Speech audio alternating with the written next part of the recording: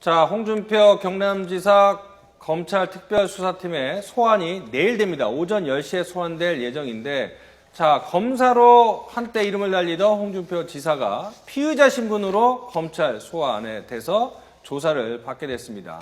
자, 먼저 어떤 이야기를 했는지 한번 들어보고 이야기 이어가도록 하겠습니다. 들어보시죠. 나도 검사를 해봤지만 이런 식으로 정인을 한 달 이상 관리 통제하는 일이 없습니다. 정인을 관리 통제를 하면서 한 달 이상 진술 조정을 해왔어요. 측근들을 데리고 윤씨 병원까지 전달 사실을 다시 확인하러 갔을 거예요. 그것은 배달 사고 가능성을 염두에 두고 다시 확인하러 간 겁니다. 자, 먼저 송정혜 변호사님한테 좀 여쭤보죠. 지금 홍준표 지사는 관리 통제, 진술을 조정했다 이런 얘기를 하고 있는데 아마 그 윤석모 전 부사장 1억 원을 전달했다라는 윤석모 전 부사장 얘기를 한 것 같아요. 예, 관리 조정, 진술 조정. 예.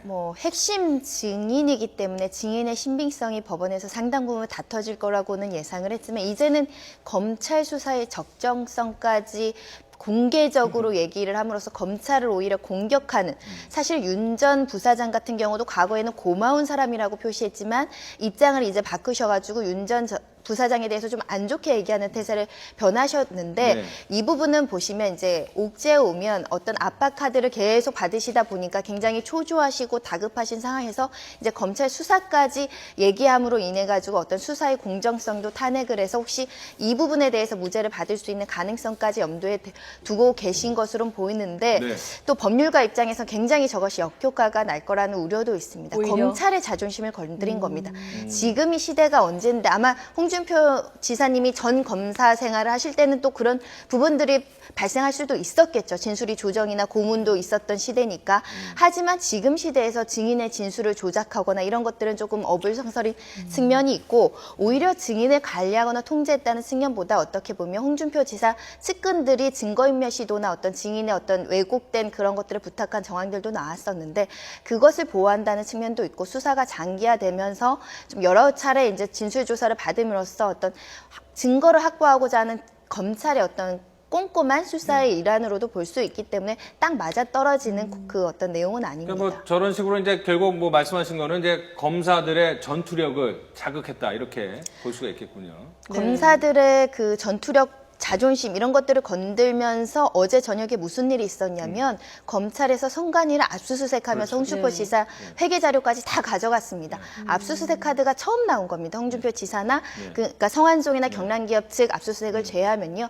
결국 홍준표 지사를 압박할 만큼 압박하겠다라는 측면을 보신다면 어제 그 발언은 굉장히 좀 오히려 효과가 좋지 않았던 것 같습니다. 연장선상에 있는 얘기군요. 앞서 그 회유시도 정황 말씀하셨는데 어제 오후인가요? 그 홍 지사의 측근인 김혜수 전 청와대 정무비서관도 조사가 됐는데 조사를 받았는데 어떤 인물인가요? 그리고 왜 불렀을까요? 이분은 측근이기도 하지만 이런 그 시도를 했었죠. 그 지금 측근 그 핵심 증거라고 보이는 윤 전 부사장한테 연락을 하셔가지고 홍 지사가 아닌 다른 사람한테 돈을 줬다고 그 말해다 주면 안 되겠느냐라는 어떤 회유나 그 종용의 시도가 발생이 돼가지고 검찰에서는 증거인멸에 대한 부분까지 조사를 하면서 확인을 하고 있다고 합니다. 예. 자, 저희가 이제 그래픽 하나 준비를 했는데 홍준표 지사가 변호인단을 꾸렸습니다. 지금 관심 가는 변호사 2명이 있는데 문무일 검찰 특별수사팀장과 또 관계가 있는데 자, 변호사 2명을 임명을 했습니다.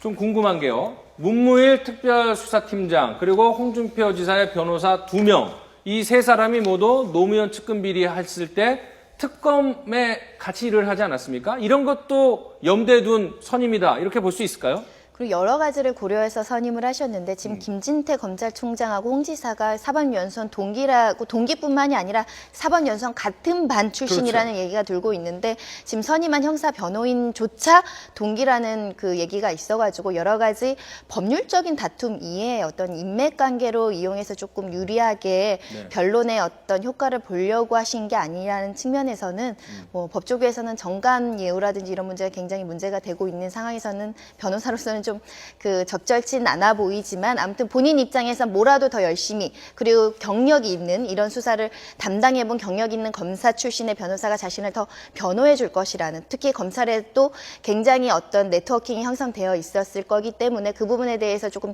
유리하게 진행되지 네. 않을까 그런 고려까지 한 것 같습니다. 자, 창과 방패의 대결입니다. 근데 이 방패가 검찰 입장에서는 사실 만만치 않은 방패입니다. 모래시계 검사로 이름을 날리던 검사 출신의 홍준표 경남지사 내일 오전 10시에 출두하게 되는데 과연 만반의 준비를 하고 압수수색까지 했던 검찰 특별수사팀과 어떤 일전을 치르게 될지, 누구의 승리로 끝날지 장기간 싸움이 될 것 같은데 지켜봐야 될 것 같습니다.